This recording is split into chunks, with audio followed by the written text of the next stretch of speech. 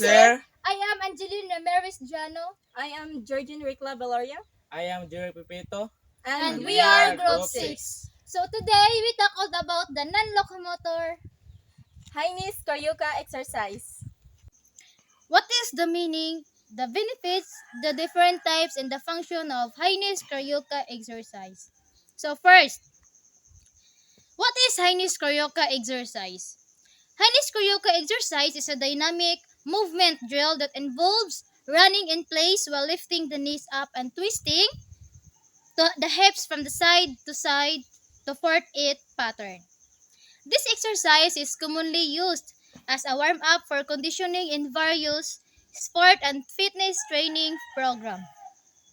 High-knees Carioca exercise is a coordination and ability exercise that helps improve footwork, balance, core strength, and cardiovascular endurance.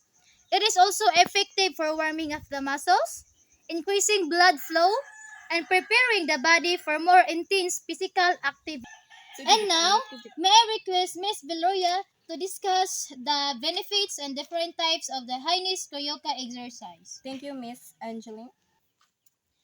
The benefits. Number 1, improve coordination and agility.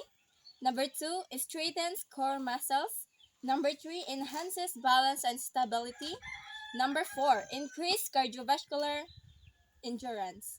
Number 5, helps improve footwork and speed. 6, boosts flexibility in the hips and lower body. And here's the different types of Carioca exercises. There are several variations of high-knees Carioca exercise that can be performed to target different muscle groups and enhance the overall challenge. Some of the common variations include lateral high-knees Carioca,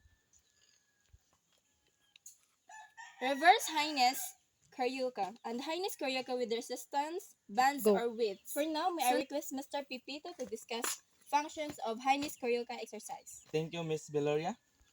Ano? The last is the function of high-knees Carioca exercise.